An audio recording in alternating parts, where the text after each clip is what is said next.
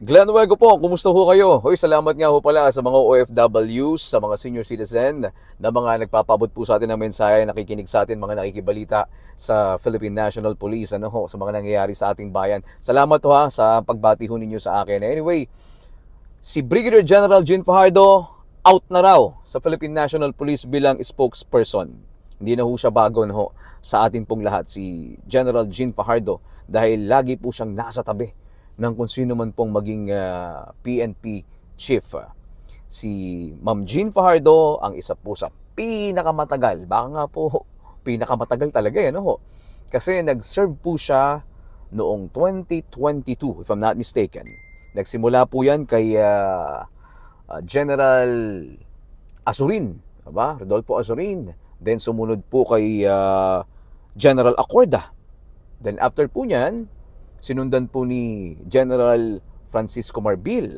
At after Marbil, naging spokesperson din po siya nitong kaalis lang po na si General Nicolas Torre III.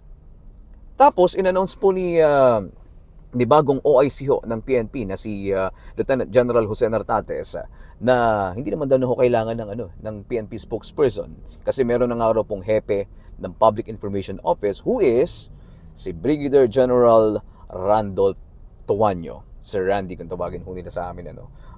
Siya ho ang siya ho ang PIO chief. No? Pero siya nga rin ho ba talaga ang magiging spokesperson ng PNP? Okay, gaano ho ba kahalaga ang spokesperson for PNP? Lalo na po dito kay OIC Lieutenant General Jose Nartates. Naku, malaki. Malaki ho ang malaki ang papel ng spokesperson. Tingin ko under the leadership of General Nartates. Why? Si General Nartates medyo soft-spoken no? Soft-spoken si General Nartates. And kailangan na matibay-tibay na spokesperson, no? Ayoko na ho magkumpara. Baka sabihin, lagi na lang tayo nagkukumpara, si General Nartates, pag matipid siya magsalita. Matipid siya magsalita, no? Parang si General Acorda before, matipid din ho yun magsalita. Sila ho yung mga matitipid magsalita. So, kailangan nila lang matibay-tibay na spokesperson, lalo't ang ginagawa ng PNP ngayon is to improve yung kanila pong image, no? Gumanda ho yung image nila. Mabigat ang papel. Sa iba nga pong hindi nakakaalam masyado sa PNP, sa ordinaryong tao, no? Minsan nakakala nila yung spokesperson ng PNP, siya yung PNP chief. Kasi siya yung laging nakikita sa telebisyon. At hindi ho biro ang magiging papel. Halimbawa, ni Brigadier General Randolph Tuanyo, yung PIO chief. Dahil nga, hindi lang naman po pag PIO chief ka, hindi lang naman ho ang buhay mo ay magsalita, no? As the spokesperson ng PNP, kundi may mga events, activities. Alam niyo ba yun, di ba? Ang PIO ho, napaka-busy ho niyan. Dahil buong Pilipinas ho yung kinikater niyan. Siyempre, titignan ho nilang maigi yung mga balitang lumalabas. Kasi sila ho yung magbibigay ng feed sa kay Chief PNP. Di ba? Baka mamali si Chief PNP. Kaya kung mapapansin ninyo, kapag may mga press conference, di ba? Nasa likod ang spokesperson. Makikita niyo yan.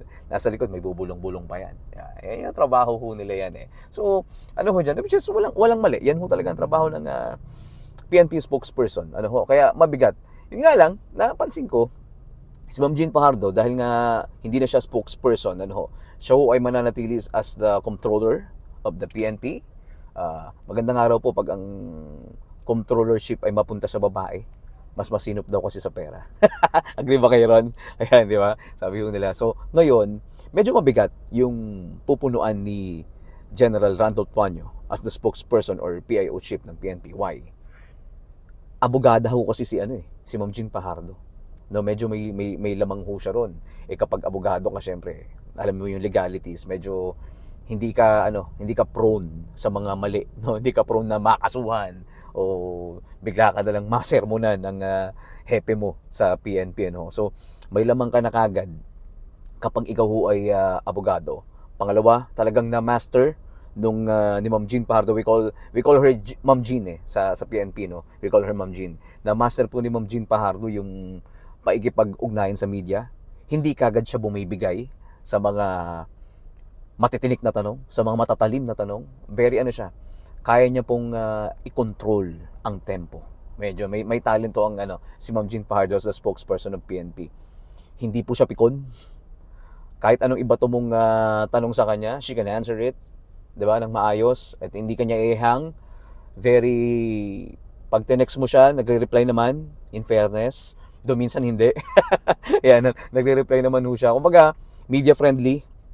No, kaya no wonder na siya po ay naging spokesperson from 2022 hanggang dito kay General Nicolas Torre III. Ang tagal ho nun. Sobrang tagal na spokesperson, mga kapuso. O yan, so binigyang diin ko lang ho sa inyo ngayon kung gaano kahalaga ang PNP spokesperson o PIO chief. Alright? Dahil, nako, ano ho ito, mga kapuso? Ikaw ang magiging boses ng PNP. Lalo na po ngayon, di ba? Lalo na ngayon na si General Nartates hindi naman ganun, hindi siya madaldal Di ba? Hindi madaldal si General Nartates, pero okay naman yung mama. Okay yan si General Nartates. Mahusay sumagot, di ba? Na-interview po namin siya sa programa naming Riding in Tandem. Yan. So yun lang, mga kapuso. Well, good luck. No? Good luck po kay Ma'am Jean Fajardo. Hindi natin alam kung magkakaroon ng another rotation. Hindi siya tumagal dun sa Region 3, di ba? Hindi siya tumagal as Regional Director ng Region 3. Di ba? Diyan ho sa Pampanga. Ayun.